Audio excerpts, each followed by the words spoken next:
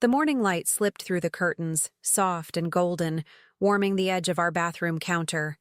I was folding fresh towels, half listening to the radio, when something caught my eye. A glass bottle that didn't belong there. It was elegant, almost seductive in design, with curves that whispered money and taste. I picked it up carefully, like it might reveal a secret if I held it long enough. The label read, Midnight Bloom. I said the name under my breath, trying to place it, but it didn't ring any bell. I've never worn anything like that.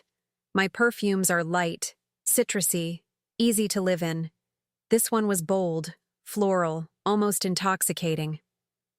I twisted the cap and took a cautious sniff, and for a moment, my chest tightened. That scent? I'd smelled it before. Then it hit me. Ryan. He'd come home last night after drinks with the guys, kissed my cheek, and I'd noticed something sweet and heavy lingering on him. Not soap. Not his usual cologne. This. My stomach knotted as I placed the bottle back down, careful, like I was setting down evidence I wasn't ready to confront yet. A few minutes later, I heard him. The familiar sound of wet footsteps padding across the tiles. Ryan walked in, towel around his waist, hair dripping, wearing that easy charm he always wore like armor. "Oh, that?" he said when he saw the bottle. "Must have come with one of your orders, right?" His voice was casual, too casual. My fingers tightened around the counter's edge. I turned to him slowly. "No," I said, my tone steady but cold. "I don't wear this brand. Never have." He shrugged, pretending to think, then offered another lie with a soft laugh. "Then maybe it's from the cleaning lady." That's when I knew. Our cleaner hadn't been here in 2 weeks. The air between us thickened, heavy with that same floral scent clinging to his skin. He avoided my eyes, pretending to search for his razor, but I could feel his unease, a flicker behind the mask. I wanted to ask more, to push, but something stopped me. Instead, I watched him leave the room, humming as if nothing had happened. The perfume bottle sat there, glinting under the sunlight, silent, but loud.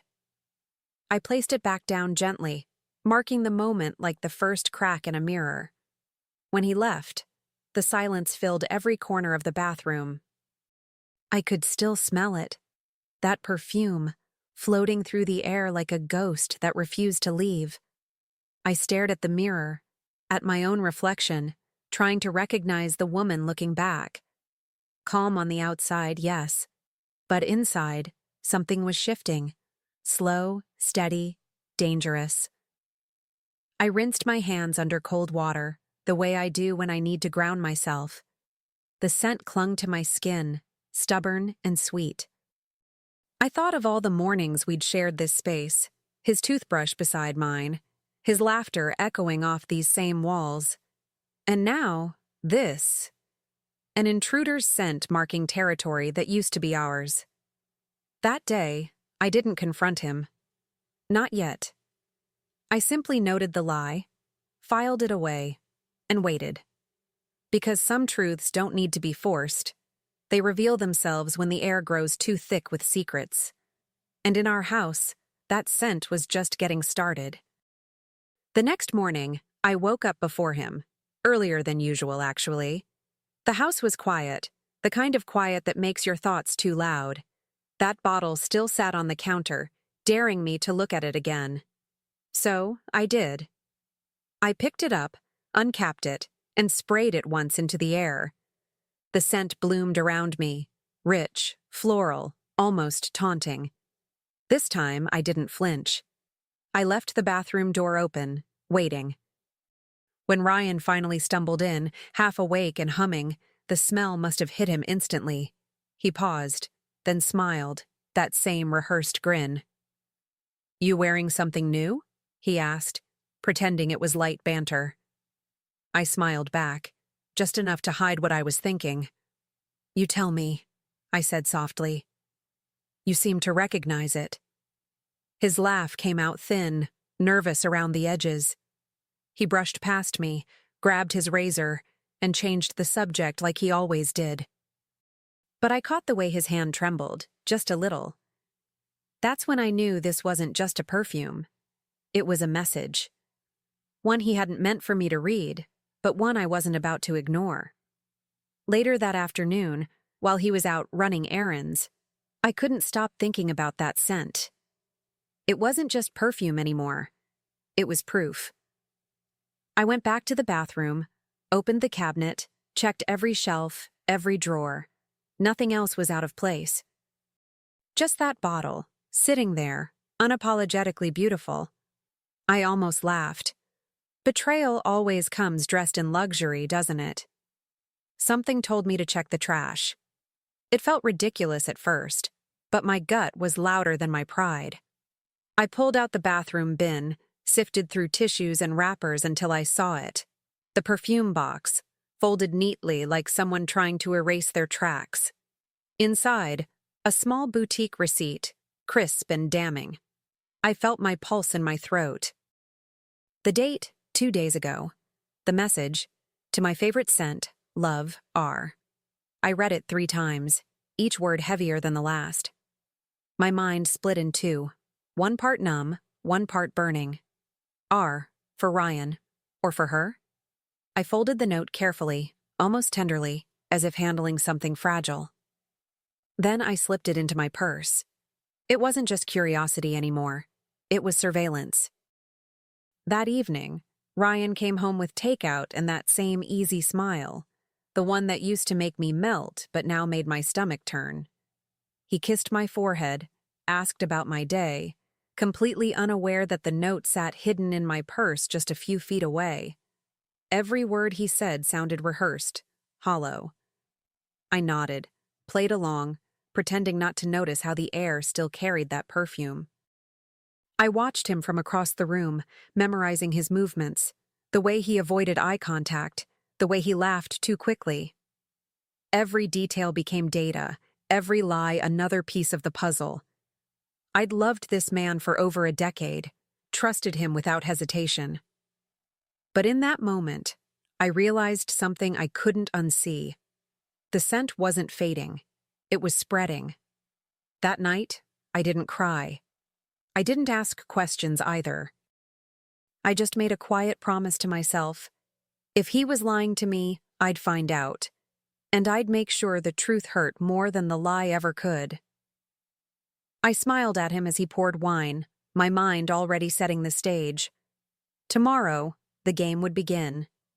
He was unusually sweet that morning, making coffee, complimenting my hair, even humming while he packed for work. It was almost comical. Guilt has a rhythm. Once you learn to hear it, it's unmistakable. I played along, smiled, even kissed his cheek before he left. Inside, though, my thoughts were sharpening like glass. By the time he suggested dinner that evening, I already knew what I'd bring with me. We went to a new Italian restaurant he'd been dying to try. Candlelight, music, wine, everything perfectly curated to distract me. But his affection felt forced, like he was performing for an invisible audience. Between laughs and sips of red wine, I caught him checking his phone twice. My heart didn't ache anymore. It calculated. I reached into my purse, feeling the folded note like a loaded secret. Halfway through dinner, he leaned forward, smiling too wide. "You've been quiet lately. Work stress?" he asked. His voice was light, but I saw the flicker in his eyes, the fear of being found out. I smiled back. "Maybe," I said softly. "Or maybe I've just been catching new scents around me." The silence that followed was delicious. He laughed, but the sound broke halfway through. I reached into my purse, my fingers brushing against the folded note. The paper felt warm, almost alive, like it had been waiting for this moment. I laid it on the table, right between the wine glasses, my hand steady. "You forgot to throw this away," I said. He froze. His smile twitched, then vanished completely. His eyes darted down, recognizing his own handwriting before I even said a word. "Julia, come on," he stammered. That's nothing. It was part of a client gift. I tilted my head, watching him scramble, watching the lies trip over each other in real time. A client who wears midnight bloom? I asked, my voice low but steady. Because that's exactly what you smelled like last night. His mouth opened, then closed again. He looked trapped. Not by me, but by his own carelessness. He tried to regain control, fumbling with his napkin like it could shield him from the truth. "It's not what you think," he muttered, eyes darting toward the waiter as if praying for rescue. "Then explain it," I said, in a way that doesn't insult my intelligence. For a second, everything around us blurred. The chatter, the clinking glasses, the music. Just me, him, and the lie hanging between us like smoke. The waiter appeared at the worst possible time, all smiles and obliviousness. "Would you two like dessert?" he asked, holding a tray of tiramisu like a peace offering. I didn't take my eyes off Ryan. "No, thank you," I said calmly. "I've lost my appetite." The waiter blinked, awkwardly nodded, and walked away. Ryan exhaled, rubbing his temples, his charm completely gone. For the first time, I didn't feel small. I didn't feel desperate for an explanation or an apology. I just felt awake. The kind of awake that comes after months of sleepwalking through someone else's lies. I leaned back, letting the silence fill the space between us. He whispered my name, reaching for my hand, but I pulled it away before he touched me. On the drive home, he tried to talk. Excuses, half-truths, fragments of regret. I just watched the city lights blur past the window, thinking how beautiful freedom might look when it finally arrived. I wasn't done yet. I was just getting started. The scent of midnight bloom lingered in the car, and for the first time, I didn't hate it. It smelled like a warning and a plan. After that dinner, I stopped asking questions. I didn't need to. His silence answered most of them anyway. But I wasn't ready to leave. Not yet. I wanted him to see what betrayal felt like when it was mirrored back with precision. So, I smiled more. Laughed at his jokes, kissed him goodnight. Every move was calculated, not revenge for pain, but for clarity. 2 weeks later, I suggested a weekend getaway. "Just us," I said, pretending my voice carried hope instead of strategy. He agreed instantly, his relief almost pathetic. He thought he was winning me back. What he didn't know was that I'd already made arrangements. With a friend who worked at the hotel he'd visited last month for that business meeting.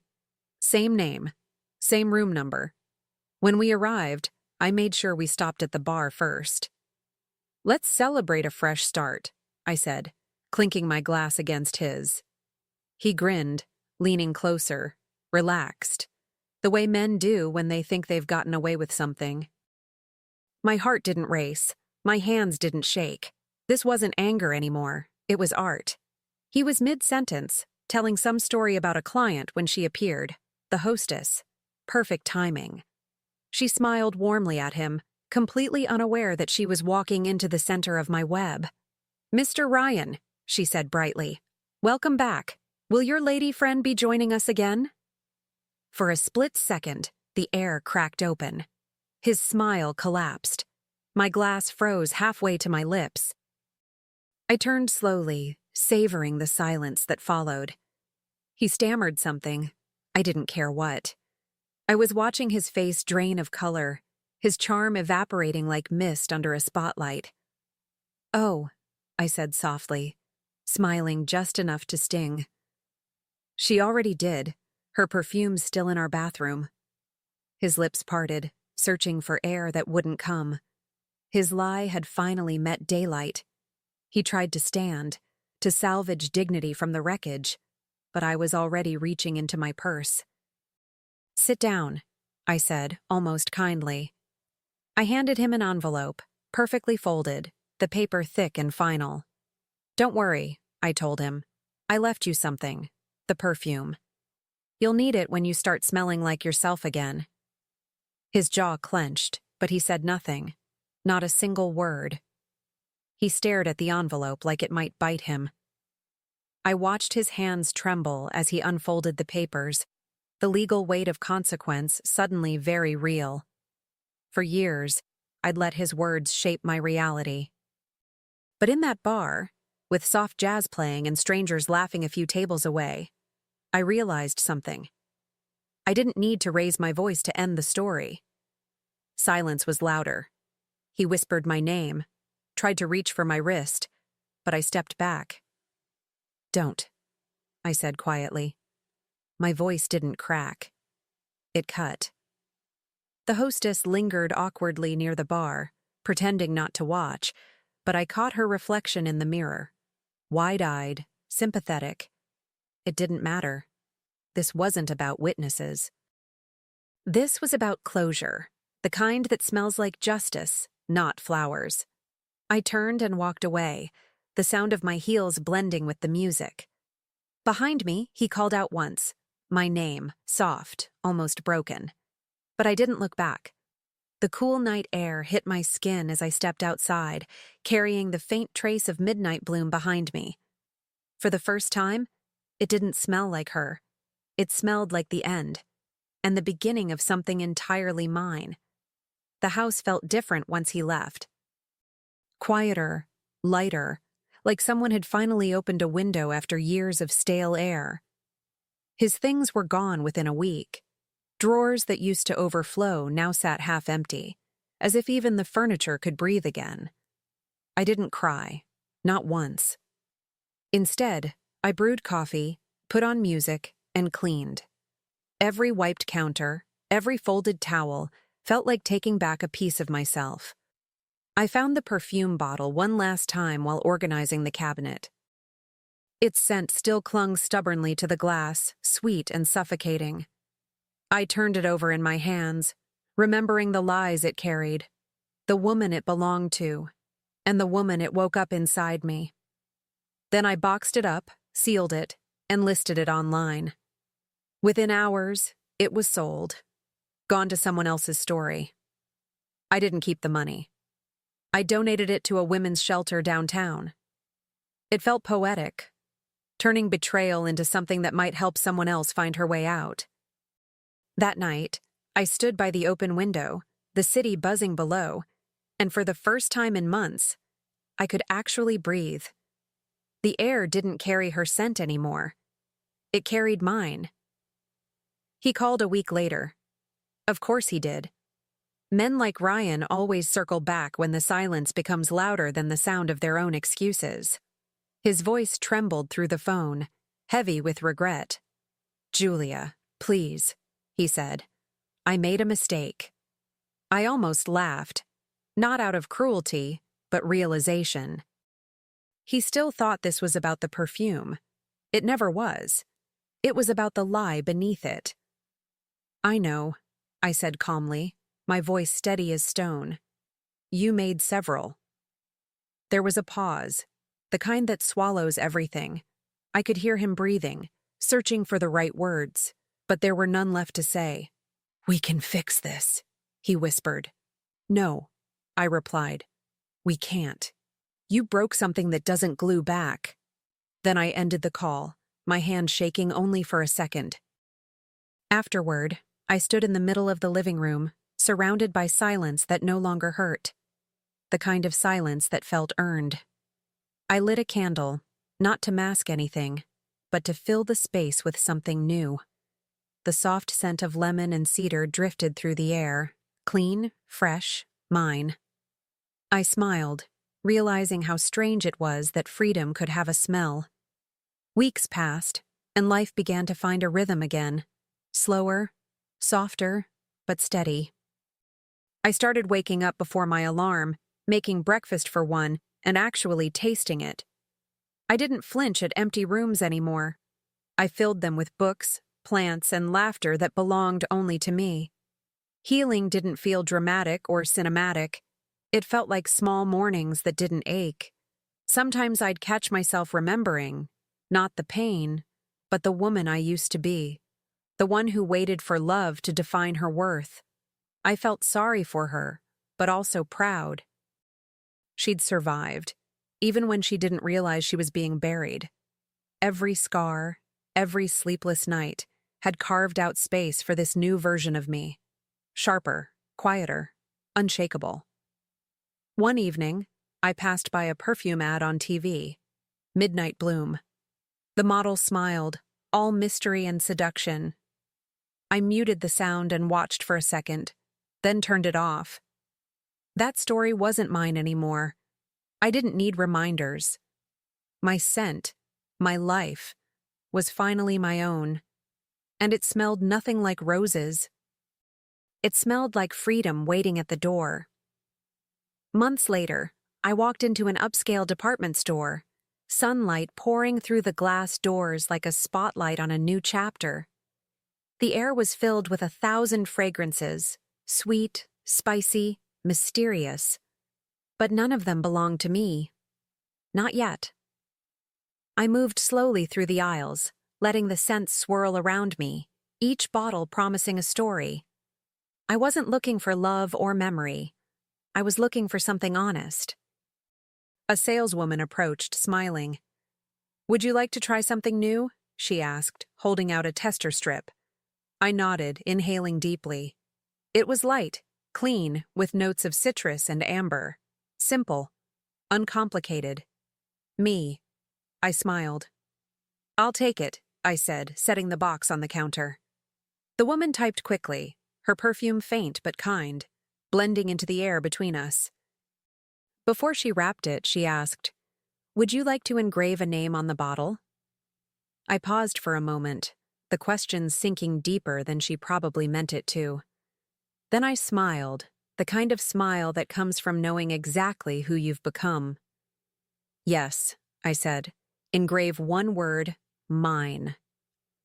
As she handed me the tiny bottle, I caught my reflection in the mirrored counter.